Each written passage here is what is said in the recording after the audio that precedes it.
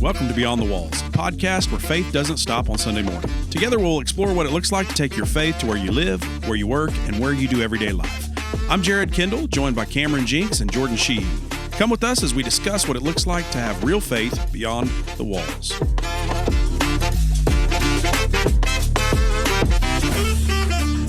What's going on, podcast world? This is Jordan. This is Cameron. And this is Jared. Man, today we're excited to introduce some of our friends with you today. Theo and Gina Barley are here with us for our first real episode of the Beyond the Walls podcast. What's up, crew? Hey guys. How are you guys? We're super excited. Hey, we just want to start this out really simple. We'd love to know a little bit about you. Not long, just briefly. Who are you? Where'd you come from? What's your story? How'd you guys meet? Well, my name is Theo Barley. I am originally from Houston, Texas area. And yeah, I just met Gina in actually Joplin, Missouri. Is where we met at. When I graduated trade school, I moved to Missouri and met her, and she'll tell you where she's from. I'm from Clinton, Illinois, a small farming community. And I went to Ozark Christian College in Joplin for college. And my senior year, my roommate put me on a blind date. And back then, it was a real blind date. Heck yeah. Come on. There was no social media to actually look somebody up and stalk them. So we went on a blind date. And here we are, almost 23 years later. Ooh. Yeah. In a few weeks. Yeah. That's incredible. Love from a car dealership. Used cars or just New cars. He was the service advisor where I got my car service. Yeah. Oh. And yeah. Anyway, love it. Here we Love are. it. Well, what brought you guys here to FBC? well, I would say, I don't know, we've been here 3 years now. I think it's been 3 years. Yeah. And so our son, Josiah, he's a senior now. He was coming to youth group. I don't know. Jordan, was he in 7th grade, I think? Yeah, because we had 6th graders at that time. Yeah, he's in 7th grade. So 7th grade, his friend Sutton invited him and he came. And so he was coming to youth for a long time before we decided to come. And so we're thankful for those who brought him. And he came to church. And then Jordan, about 3 years ago, asked me to go to Falls Creek. We weren't even really here at church yet. And I was like, okay, I'll go to Falls Creek. This is fun. And then after that, I came back and I said, Theo, I think we need to be where our kids want to be. Yeah. That trick worked. Yeah. His trick worked. So a few months after that, we were at a church that we did love and we were very involved in Joplin, but we needed to be where our community was. Yeah. And where our absolutely. students or our kids went to school with these other students. And so we made the switch and now it's been 3 years. Yeah, she came home and said that, and I was like, I've been feeling that as well. We didn't have a conversation about it, but like she said, we just believe that we should be serving our community a whole lot more. So that's when we made the step to come here. I love to see how the Spirit often unites the souls, like the minds together before you guys even get to speak about things. Super cool. Yeah. Yeah, absolutely. I think it's awesome to see how the Lord showed both of you guys that same thing, and I'm super thankful that He brought you guys here, and we got to sit down and have that conversation before you guys came. So we're thankful for that. Yeah. One of the things I know you guys are passionate about as a married couple is how to steward your finances well. You realize that you guys are managers, that we're all managers, that God allows us to manage our finances. And so part of our faith and our obedience is stewarding what He gives us through our finances. Absolutely. So why don't you guys talk a little bit about that? Why are you passionate about that? And what does that actually mean? I think Theo needs to tell why he got passionate about that. So I got passionate about that because where I grew up, my family, you get money, you spend money. That's the way it was. It's like you get money, you spend money. Well, guess what? Rent comes due every single month, and if you continue in that path, then you have nothing to show for it. And I believe that I did not want to grow up the way that my parents grew up, and so I decided to take another step as well on that side, and What about a certain car situation? Oh yeah. Yeah, there's something Hey, deeper. I was following in that family tradition of getting my car repoed. So that was an opening eye for me, being so far from home. I was in Joplin, Missouri, and I was sitting at home watching The Young and the Restless. Just chilling out for lunch. My goodness. About to fall asleep, and I had a roommate. And he looked out there. He's like, "Hey man, they're towing your car away." I said, "What?" And so I jumped up and ran outside and said, "Hey, what are you doing?" He's like, "I'm here to repo your car." I was like, okay. I said, "Just let me get some stuff out of it." So I think that was a big eye opener to me because, you're 8 hours, 10 hours away from home and no vehicle. And so, but luckily I was only 1 block away from my job. So I was able to walk to my job on that side. And, once that happened, it kind of like the scales fell off my eyes. And I was like, man, I've been really far away from what the Lord is wanting me to be. And so that night I went inside and said, okay, you got my attention, on that side. And then I walked to work the next day, truly dedicate my life to Christ. Like just that quick, he showed up and this little red beater of a Toyota Tercel was there. They even make those anymore? They don't make them no more. But man, that joker got 40 miles to the gallon and stuff. But That's crazy. But it was not there when I left work, and then when I got back to work, it was there. And so I called the guys across the street. I said, "Hey, what's this red car?" And they go, "Oh, it's one we trade in. We're going to send it to auction." I said, "Well, how much you take for it?" They said $500. I said, "Well, let me see if I can get it running first. If I can, then I'll give you $500." And I got it running that same night. Put an inspection sticker on it. Drove it home. It's like, and I drove that thing for multiple years before I ended up trading it for something else. So eye-opening situations really will turn you back to what God wants you to, where you be. So what was the car that got repoed though? The car that got repoed was a brand new, We're all wondering. 1-year-old 1994 Saturn SL. Ooh, a Saturn. Yeah, it was like the second year that they came out with them. Man, it was a sleek white car, tinted windows, 5-speed. That lasted about how long? How long do you have that car? About a year.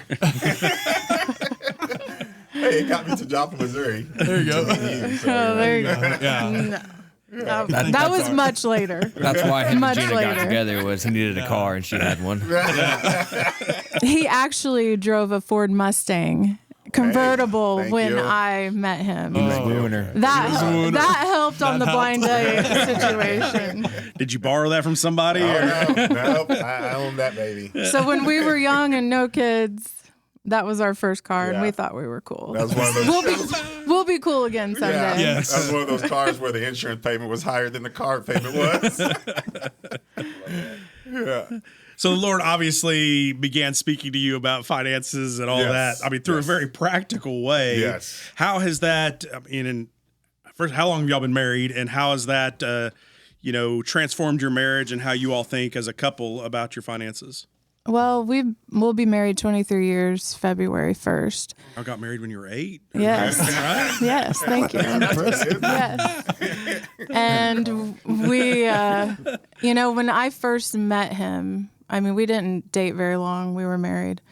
That's another story. But I just remember after we got married, our very first paychecks, Theo was like, "All right, we're gonna, I gotta write a check to the church." And I was like, "What?" I mean, I knew about tithing and finances, but that was the very first thing he had us do. It didn't matter what the other bills were. I was like, I didn't even know what the bills were. We didn't discuss that before we got married. That is not the way to go. That's another podcast. But so I knew really nothing about what we paid rent or anything. I was young. I just didn't know. We didn't talk about it. And the very first thing he wrote was a check to the church. And I was like, okay, so this is kind of how this goes. And I'm thinking, how's that going to work? So anyway, we had that conversation. And, growing up, I knew about tithing, but my dad was a farmer. And so he got paid once a year. Wow. And so there was like one check written ever in front of me or like in the offering plate. Back then it was just offering plates. So I only saw one check ever being given to the church. And so it wasn't like a weekly thing. So it never really, it wasn't really talked about much, but I knew my parents did give because when it happened, it was like a big deal.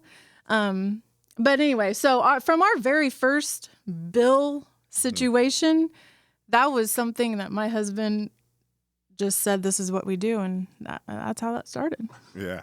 Yeah. And it's because I've seen both sides of it. I've seen those who haven't gave, who were stingy and, would rather spend their finances on things outside of what the Lord is wanting. And I've seen those who have, and those who have, I've seen them walk a totally different path, a peaceful path, a non-worrying path throughout all of that. And I was like, okay, do you want to be over here where, where you're struggling and every fight is about finances and why'd you do this and why'd you do that? I can remember when my stepdad came home and bought a vehicle without my mom knowing. And just like, what? Yeah. And I did not want to grow up in that type of manner on that side because my mom was a giver and she still is to this day. She's a giver. My stepdad has passed away, but yeah, my mom is a total giver. Even to this day, like she'll cook a meal. You stop by her house and say you're hungry, she'll whip up something for you and give it to you. And that's the type of person I want it to be. They say that two biggest factors for couples getting divorced usually are parenting and finances. Finances obviously play a very significant role in your marriage and being able to talk about those things beforehand. If you know Theo at all, you know the guy talks about Dave Ramsey every once in a while. When did Dave Ramsey hit this storyline? Like, was that in the midst of that? So I was still working in Joplin, and my guy next to me, Travis Jones, he was like, "Hey man," he's like, "I've seen you and Gina talk about finances and stuff." He's like, "I think you'd absolutely love this. So here's a video set." He's like, "You need to watch it because I think you guys would do great with it." And so he gave me that, and I was like pumped.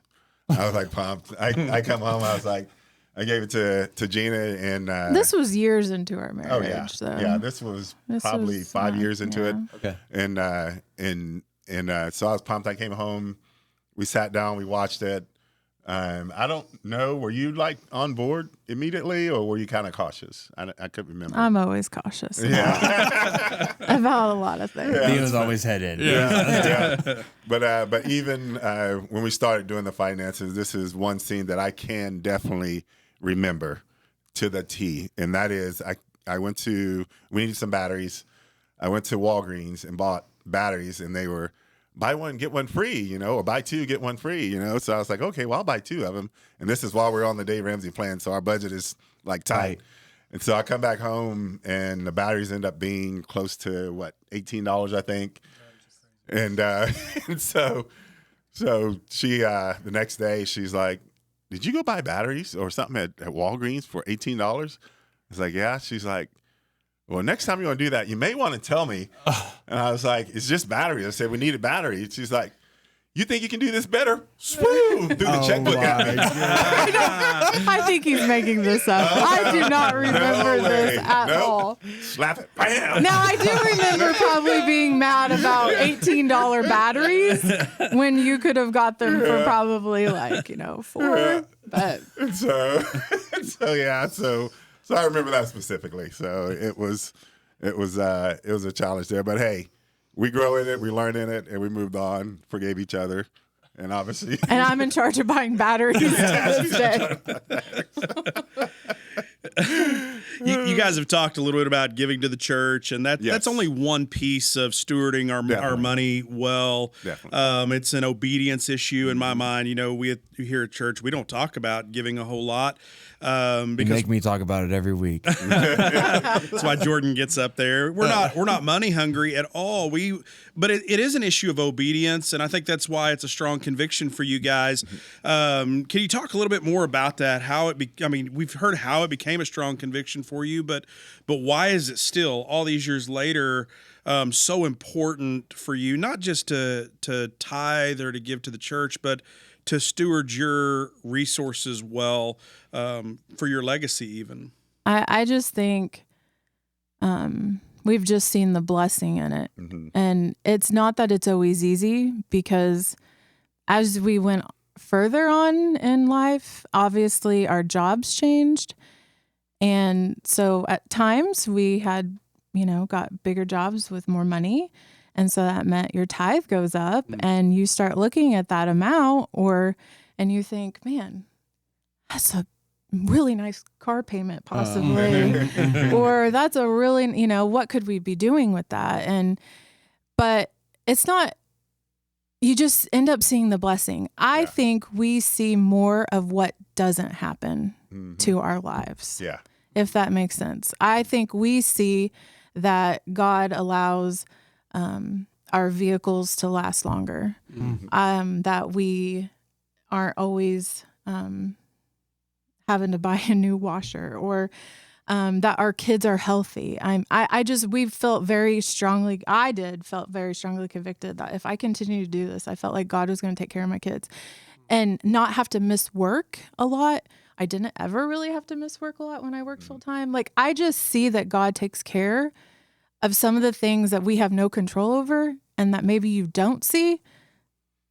So it's maybe not in material things that he has shown us the blessings. It's in all the things we don't necessarily see every day. Yeah, and she talks about the health side of it. In the 25 years that I worked in Joplin, I can count on my hands how many days I missed work in 25 years. And no overnight stays in hospitals. I may have caught the flu, for a few days. And it's not that gone. God, not that we don't get sick or, and we're not tying money and health and all that, but we just really see that we feel like God really does try to bless us in other ways besides maybe always finances. Now, has there been times that we've prayed that we've needed something and a check has shown up in the mail, literally? Yeah. That has happened. Yeah. But we just see that God just has taken care of us. And we've tried to help other people see the need and, take that step of faith. And, it can be a struggle to start in that situation. And it's to show the love of God. It's to show what God can do. In 2 Corinthians chapter 9, verses 10, it says, "He who supplies seed to the sower and bread for food will supply and multiply your seed for sowing and increase to harvest, to harvest of your righteousness. You will be enriched in every way why would you be enriched? And here's why. To be generous in every way. You will be enriched in every way, to be generous in every way. Yeah. It's not to hold on to it and brag and boast about what you got. Right. It's about giving in secret. I mean, there's been times that we've dropped some tickets off at people's doors, without them knowing it, and we don't want credit for it. Yeah. We don't want the boast for it. We've blessed babysitters, with extra money just because we could, those type of things, and it's so that God can be glorified through us. We don't want the glory out of it. We don't want it at all. We want to give glory to others. We want to be a blessing to others, and that's why we give unto God first, so that we be able to give unto others later. That's really good. I love that. Just to clarify, so if I don't give $19.99 online to that guy that's on the radio, he won't make me wealthy, right? It's $23, I think, now. So it went up a little bit, Inflation. That's exactly No, I think that's right. great though to hear. Like, it's not the call of if you give, God's just going to give you financially so much wealth. It's you see the No. blessings of life, and you get to experience generosity and what it means to live out the fullness of your calling, not being dependent on money or finances, but being dependent on the Lord in this season. And that's obviously why you guys give first to the church. Like Absolutely. you realize my finances are only here because of what the Lord supplied for me. Absolutely. And I'm not going to lie. There were seasons in our life where money was tight. And I was like, I can't look at you writing that check. I mean, We've had that conversation in our house before. I can't look at you doing it because it makes me nervous, because as a woman, finances, financial security is important to women. Like that's, research it. It's true. And so I have, there was times I was like, you're just going to have to take it over because I cannot write it. Yeah. And so it is about faith. It's not that we have it down all the time. It's that it is a leap of faith at times in your life. We did the same thing. Honestly, the roles were kind of reversed. I did all the finances in our marriage, or do all the finances in our marriage, but early on, I didn't think we could afford to tithe. And so there came a point when I had Bethany write the check, and it'd be really bad if the pastor's check bounced in the on Monday at the church office. But that's how, we had to do that because I believed in that obedience, and it's not always easy. Yeah. So just thinking through all this, we've talked about the importance of it and the part of obedience, but man, there's probably some people out there that are like, man, how do I even begin? I don't even know what stewarding my finances well looks like. So let's talk a little bit about that for a minute. Yeah, absolutely. So I've heard a lot of preachers say, oh, you haven't tithed in 10 years, so you got to give God that plus, extra percentage. Oh, God. I'm like, Interest. what? And I'm like, I always tell people, start with what you can do. Yeah. Start with what you can do, because it even says in the Bible, test me in this. Yeah. And I will prove to you, that I will open up windows of heaven and pour you out a blessing that you won't have room to receive, And when I started my swimming pool business, that was one thing that I noticed is the jumps from year to year to year. And now I'm to the point where someone asked me, you going to have a busy pool season? I said, I'm going to try not to. I was like, because it is overly packed. I was like, I can't take any more.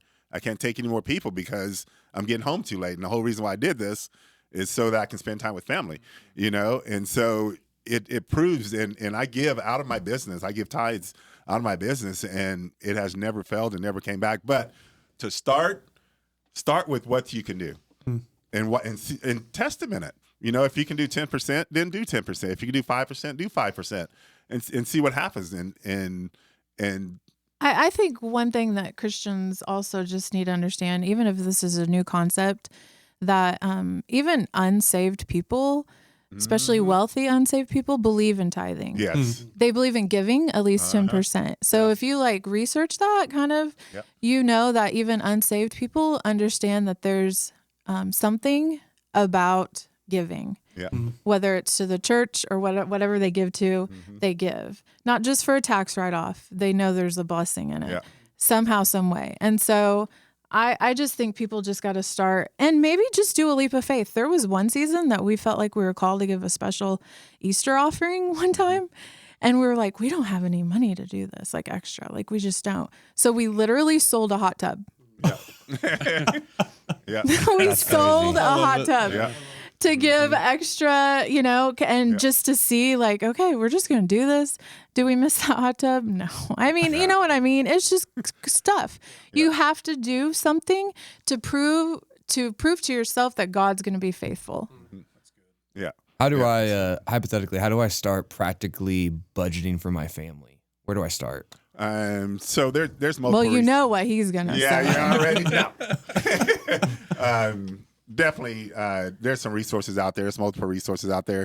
The one that I found, the tool that I found that works for me is Financial Peace University, Dave Ramsey, however you want to look at it up. That tool works for me. On that side, it works for us.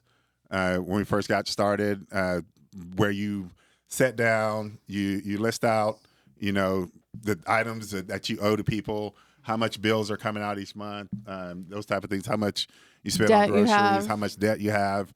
If you don't know how much debt you have, you can get a free credit report online now. You probably have to risk your email, if anything, but it is free. The government allows you to have that for free through 3 different ones, and see what's out there, because I ran mine one time, and they had my brother's debt on mine, and I was like, well, what is this? bought a ring from this place. And so I called him. He's like, oh, yeah, that's me. And so I had to dispute it, and they kicked it off. But those type of things. But that's where you start. Find tools online. You can go to that Financial Peace University website. He'll give you the steps for free there. Is the one that I found will help me the most. Yeah, and it just there's apps you can use. There's apps. Yeah, every dollar app is a to good help budget, but just having an open and honest conversation of especially if you're married, the spouse, like with your spouse, knowing what bills are coming in, or what money's coming in, and what money's going out. Yeah. And Dave Ramsey does really talk about sharing your finances with your spouse, like what's his is mine and mine is his, and combining your finances if you're married, and just having a guide. You got to put it on paper and face the facts. Yes. Facts are hard to face at times. There are seasons in our life where we don't want to see what's on paper. Yeah. And the conversations probably be heated, in between, well, I want to spend money on this. Well, I want to spend money on this. And Dave Ramsey does talk about like one person's let's do it, and the giver. other, and another one's like an avoidant. One's a spender. Yeah. One's a giver, one's a spender, and then somebody wants to attack it, and the other one's an avoider. I'm probably the avoider. You mentioned it, but I just want to mention it again. You could use university. What's it called again? Remind me. Financial Peace University. And you could go digital or you could go physical copy there. And then you could download the app. He mentioned it, Every Dollar app, which is right there in front of you. It makes you walk through all the steps very clearly. It's a free app. You can actually buy the extra version of it and get a couple more things in it. But it's a great place to start. I would say if you're going to start this and like really look at it, you have to put the giving in it too. Absolutely. That's a great place to start. Top of the line. Like if you're going to start with, looking at your finances, make that a expense. Yeah. Like make that a bill. I don't know if that's what it's called, but you make it to where it's there. Category. It's a category. Yeah. And then you don't have to budget for it again. Yeah. So. Man, what a great conversation today. I was reminded of Psalm 50 that says God owns the cattle on 1,000 hills.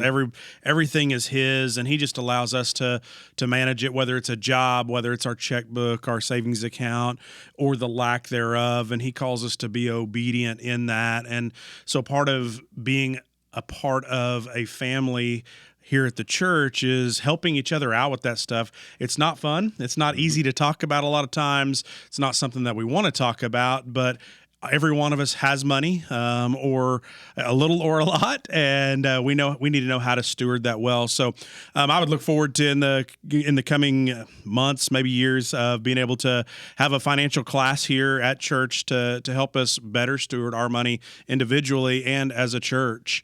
And so, today we're so thankful that Theo and Gina have come in and been open and honest with us, and gotten to talk a little bit about their finances. Is there any last thing that you guys want to say?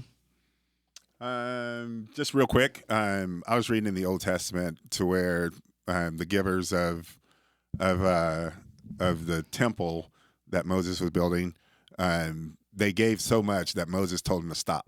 Wow. He's like, hey, don't bring no more. Can you imagine if all the saints of God in the church gave so much to the church that you get up there and be like, hey, we have supply for the next 2 years. So if you want to give to other ministries, then do so. That was just something that just popped in my head. So that's all. I love that. That's cool. When you listen to Dave Ramsey, he'll tell you when you're really tight on money, he says, eat beans and rice, beans and rice. So if you've ever wondered why Theo is so good looking. And he says maybe sell your kids if you're not. You ever wonder why Theo is so good looking? Beans and rice. Brown beans, brown rice. He says sell everything but your kids. And I will just say Theo got to meet Dave Ramsey when we were on vacation like 10 years ago. And we stopped at his studio, and it was just like the highlight of his life. You've been on his podcast, right? Or his radio station? I've been on his radio station. Yes. On his podcast. It was his podcast. So Dave Ramsey. Was this podcast better? Yeah. Hey, we're getting there. Start throwing it out on some other platforms. This is good.